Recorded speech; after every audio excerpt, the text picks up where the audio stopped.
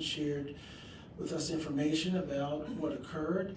It was a shock to all of us, and in line with our values of accountability, we wanted to share with the public what we knew, and at the time we discovered it.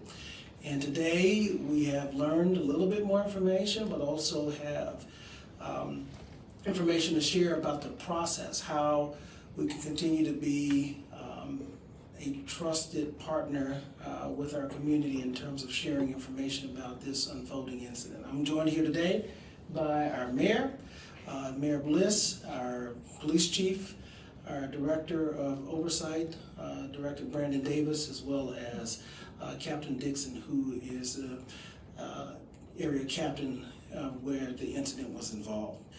And again, I want to thank you today. What you'll hear is our chief will give us an update, situation update, as well as update on the process, along with our oversight director, Brandon Davis, and then we'll hear from our mayor before our chief comes back up and answer any questions. Chief. Thank you, City Manager. At 8:11 this morning, officer initiated a traffic stop near the intersection of Griggs and Nelson Southeast. The officer was working alone at the time of the stop. The vehicle's driver, an adult male, exited the vehicle. After initial contact, the driver fled the scene briefly on foot. The officer apprehended the vehicle. A lengthy struggle ensued. During the struggle, the officer's weapon discharged, killing the man. No information is being released on the victim at this time, pending family notification. I've heard the calls for a desire for video release, and that's very understandable. So just to be clear, a couple things. After this incident happened, we immediately alerted the Michigan State Police, who are going to be taking over the investigation. The Michigan State Police is collecting all the evidence, including the video evidence. The police officer involved in this by contract has 72 hours to make a statement to the Michigan State Police. That's common in the police field, to give the officer 2 full sleep cycles so that they can give a clear and truthful response to the questions. As well, there's witnesses to be interviewed by the Michigan State Police. So intend to release the video as soon as feasible. My intention is to do so sometime next week. That gives us enough time to allow the Michigan State Police to conduct a fair investigation without that information being in the public.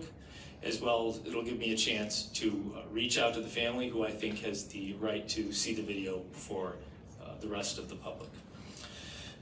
In the coming days, I'm going to check on the well-being, again, of this young man's family, as well as that of the involved officer and his family, as this is an extremely traumatic event for all those involved.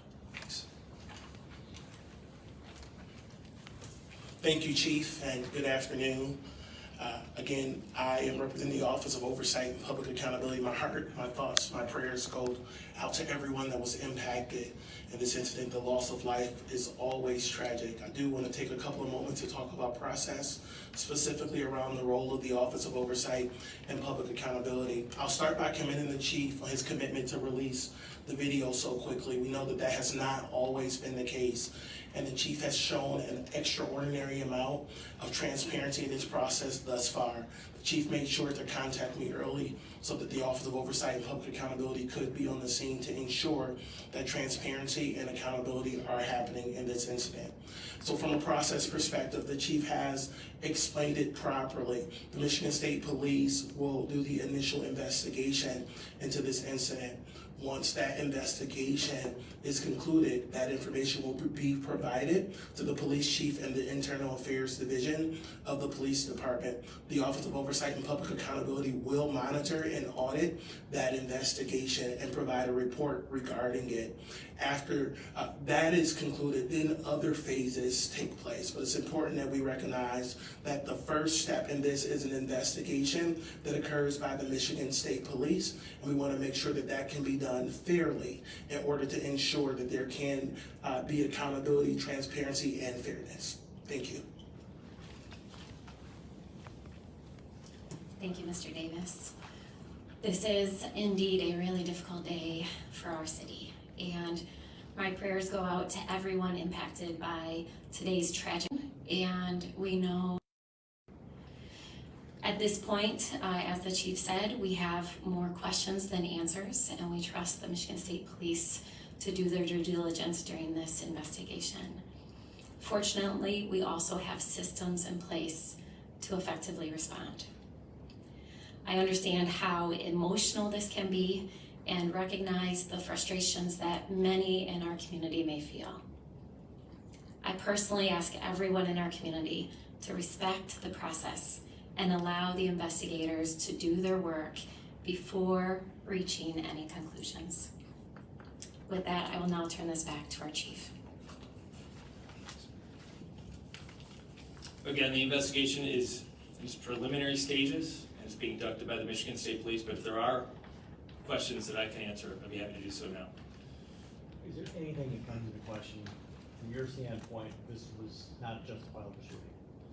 It's definitely too early to do that. You know, this is a use of deadly force. The test for deadly force is that the officer is entitled to use deadly force when defending himself against a reasonable threat of death or great bodily harm. That'll be the test the Michigan State Police use when they look at it initially, and that'll be the same test that I use to review it after their investigation is handed off to us.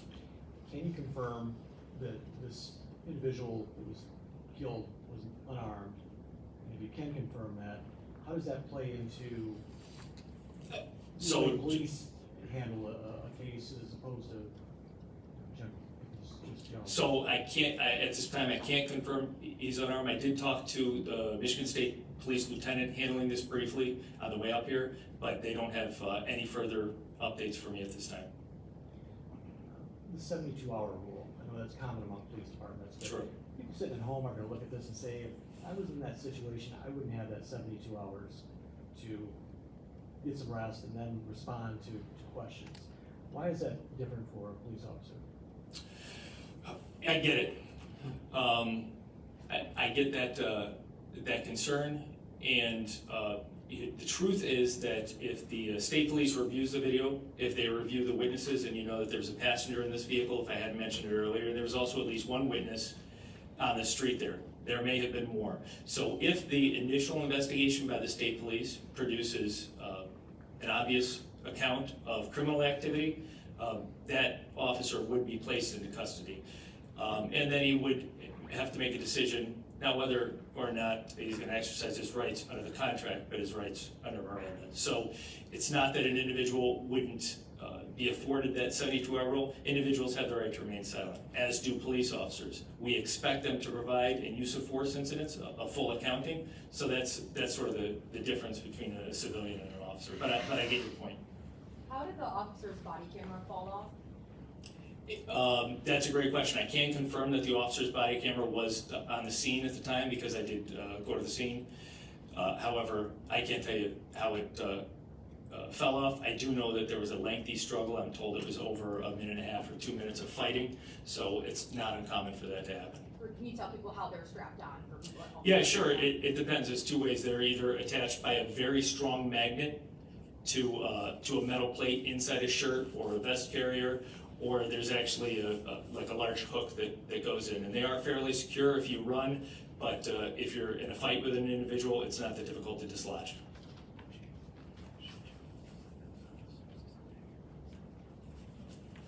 Yeah, and as the city manager mentioned to me, there is body-worn camera video, there is in-car camera video. There are other sources of video, at least one other source of video on scene, maybe more, which MSP has confirmed there's one, but they're doing a full canvas. There are individuals with Ring doorbell cameras in the neighborhood, and possibly one or more people with cell phones. So we expect a clearer account of what actually transpired as this investigation moves on. Unfortunately, because we turn it over to Michigan State Police, I don't have full access to that at this time. Do you know if the civilians that have this video have been cooperating with MSP? As far as I know, they have. Yeah, when I was talking to MSP earlier, they said that they did retrieve a video from a civilian. Yeah, so yes. Can you confirm the age of the victim, the officer, and how many years he's been on the force?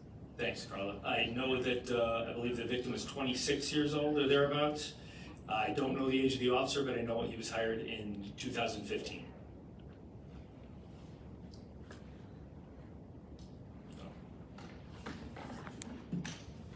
One more question. So, does it appear as though the officer accidentally fired their weapon in the case of this struggle, or does it appear as though it wasn't intentional? Because you kind of said it went off. Is it clear how the gun went off? That is a really good question, and I, not having seen the video of the actual weapons discharge, I can't answer it, and I did not get that information yet from the Michigan State Police, so I don't have the answer to that, but that's a great question.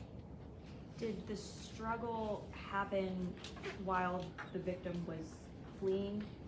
Or can you clarify exactly how that all happened? So, as far as I know, the incident happened that it was a traffic stop. This individual who's now deceased was the driver of the vehicle. The driver exited the vehicle. There was some sort of interaction with the police officer, and he became aware that he would be placed in custody. He ran a very short distance into a yard very close to the vehicle, and that's where they fought for an extended period of time. Yeah, that's all I know about that. Do you know if the officer's gun ever came out of the holster? I guess that's kind of akin to her question about accidental. Or... Yeah, because I did not see the video and because I did not talk to the officer, it's something that the Michigan State Police will have to piece together, but I don't have that information yet. Was there an opportunity for the officer to use a taser or any other? That's a great question. Yeah, and I know there was a taser on scene, and I don't know that's going to all come out. I'm sure in the investigation. Maybe a question for Mr. Davis or Mr. Washington.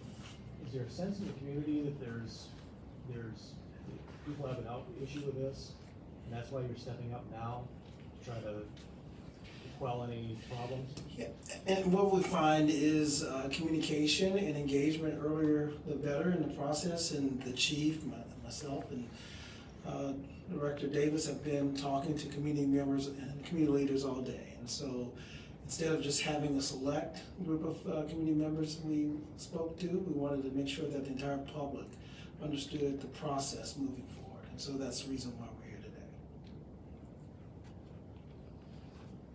Do you know if can I ask this, is the victim black and the officer, I mean? Yes, that is correct, yeah. The deceased is African American and the officer is white. Are there any protocols for officers in the field when they're by themselves for initiating chases or anything like that? Sure. Well, I don't know as far as protocols, but and keep in mind, Grand Rapids Police Department is the second largest municipality in the state of Michigan, so it's a very big police department in the state of Michigan. However, by and large across the country, almost always police officers work by themselves. So it is a little different than working with a partner, but that's not out of the ordinary in the policing field. And something like, now of course there's policies and procedures on vehicle chases. If you're talking about a brief foot chase, first steps, that's really something that's gone over in training. Chief said earlier the plate didn't match the vehicle that was pulled over. Have you been able to figure out if this is a stolen vehicle? That I do not know. Yeah.